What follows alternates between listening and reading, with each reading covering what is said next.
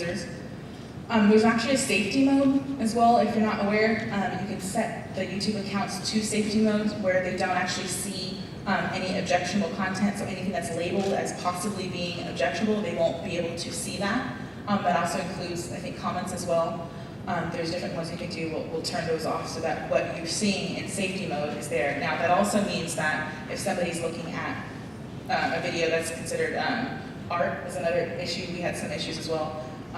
The Statue of David would be considered technically potential objectionable content. So there's different things here and there. You miss out on certain things, but you're in a safer environment. So, and then moderating the channel comments, you can actually remove the comments that are posted and then moderate them before they appear. So if your son puts a video up there and there's a comment that's completely inappropriate, you can actually moderate everything before it gets posted, just like Facebook. There's a lot more controls that are in there as well. So they'll walk you through that, but it's usually through the settings.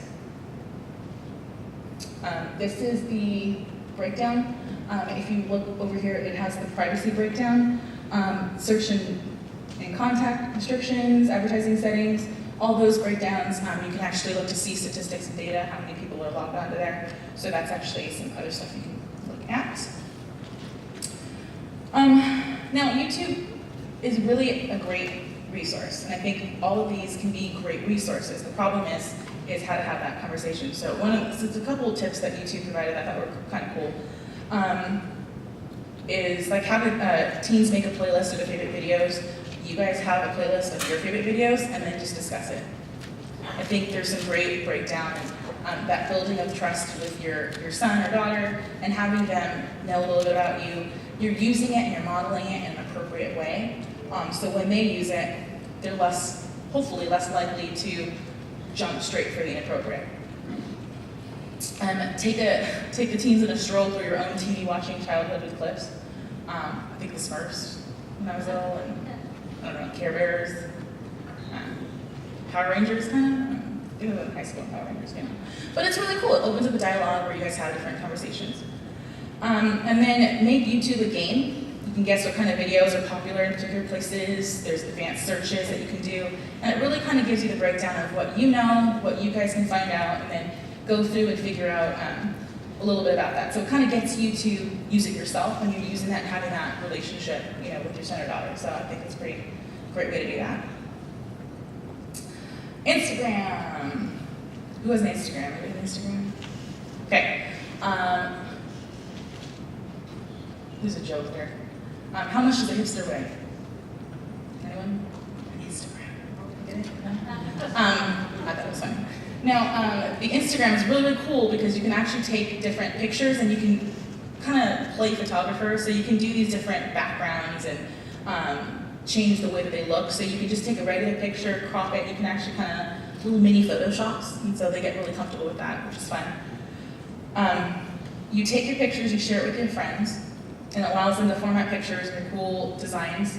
You can comment them, tag them, same thing, like them. So it's kind of like a forum for a picture that you put. So it's not necessarily the words, it's a picture and an image that you can do, but you can still comment after that. And the pictures actually, there's an option when you initially do it that you can actually share it immediately to Twitter and Facebook, so you can cover multiple social networks at the same time. It gives you the option of that. I think that's actually one of the settings as well, to check to see if you have that option, or it can automatically do that, which you don't necessarily want to do. So the big thing with that is to set your user profile to private.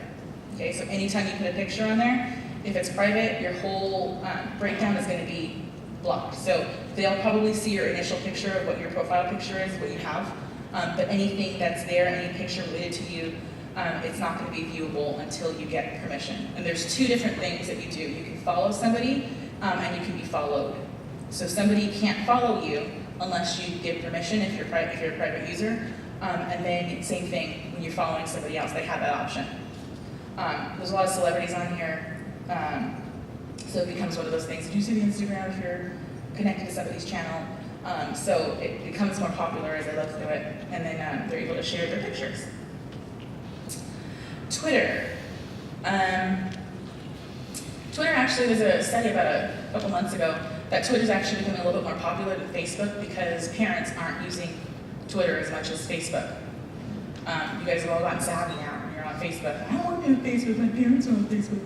So that's kind of what happened with MySpace, is all the parents went to MySpace and they switched to Facebook, and now they're switching over to Twitter.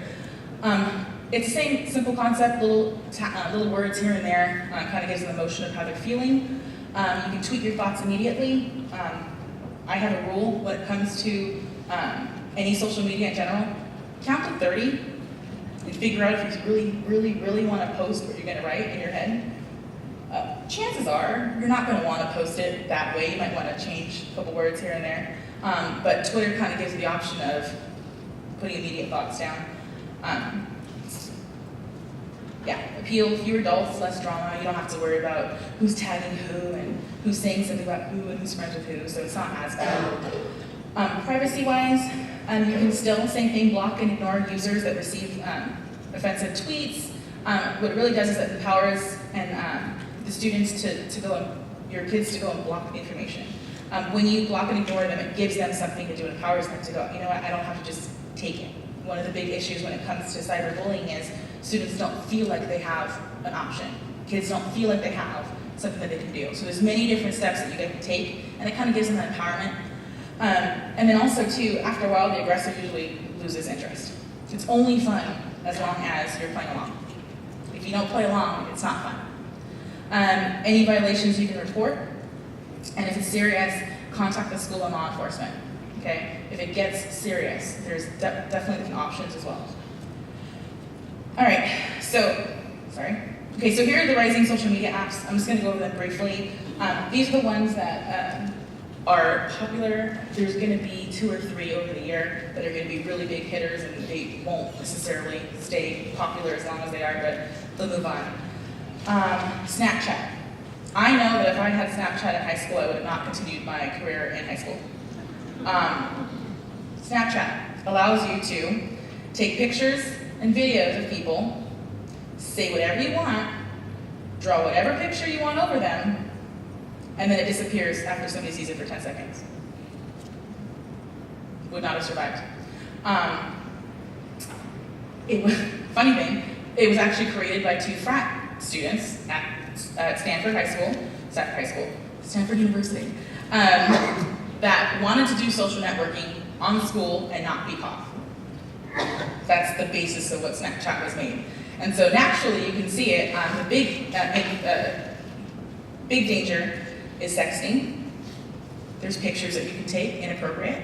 There's inappropriate comments and gestures that you can make, and you can't find it after 10 seconds. It is completely gone, which is why there's a picture of a ghost. It disappears. It's gone. But it's the illusion of invisibility. Okay? The concept that you are not, you're not going to be caught for it. Simple solution, somebody can just take a picture of the Snapchat image that we took, and now you have an actual picture that's not going to disappear. Okay? It's fun, the kids laugh at it, but they don't see the negative sides of it, and they take it too far. Feed is a new one. Feed's pretty cool. It's kind of like Facebook, but the cool thing is you can actually copyright Facebook. So everybody that's on Facebook or tweets swears they're a poet. Maybe you really are a poet. So you can actually go through and copyright the information. There is a subscription fee for it. It's about $2 to anywhere to $2 to $35. And when you have a feed, you're actually able to click copyright. And so as many people as you have, kind of like YouTube, you can earn money as well. So it's everything from posts to video to audio. So whatever you do immediately mobile, you can actually have some piece of information that you share.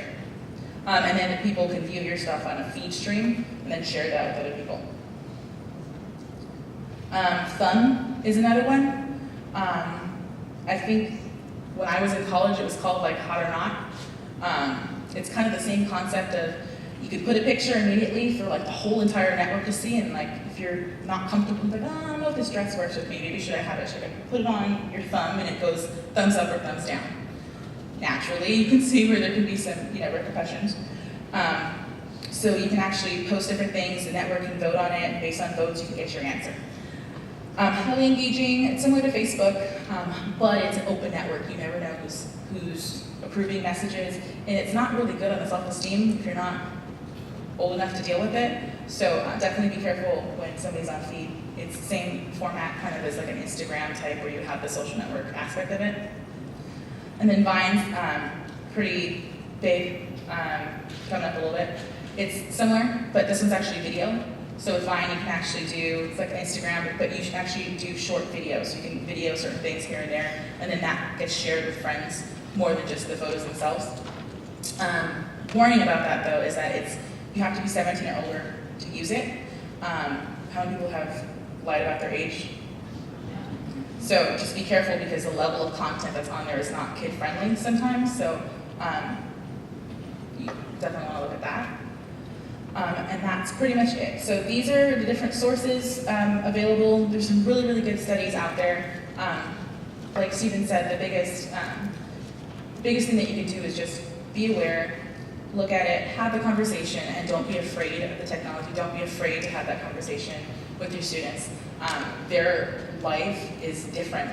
Their childhood is completely different. They live online, and they have an online presence. So you need to be a part of their life in all ways, shape, or form. So definitely take a look at that, and this will actually be available as well. Any questions? Yes, sir. Yeah, I'm kind of confused because I heard all the school, I guess they gave a description of what happened to you in sexting. They were saying that it's not illegal for two people to sext each other under the age of 18. And I'm listening to the radio and I'm hearing people from, I guess it's Eisenhower High, 16-year-olds getting arrested for that. It's considered it's tricky. Essentially what happens is if you are under the age of 18 and you're having relations or any form of inappropriate behavior, it's statutory rape. No, so, I'm not saying video, they don't know each other, they're just sending photos of each other without clothes. Okay, that's more of that can definitely be like a legal debate here and there. Yeah, I mean, So you're everything, here's the important thing too, everything that is posted here can be used in a court of law. So a lot of, even the Snapchat, there's records that people can pull back and forth. So there's different information that you can have about that, where they can pull information and they can find stuff and they can use that in a court of law based on that. So, I mean, it depends on, it's a new category, so it depends on how the different laws work. But I mean, the thing that they forget is, if I take it off of Facebook, it's gone. It's not gone. You can still look online, you can still find everything. Yes? Just to comment on that, if you have a picture of someone under 18 naked, that is child pornography. That is child pornography. if you're under 18, Oh, sure. no, you're 17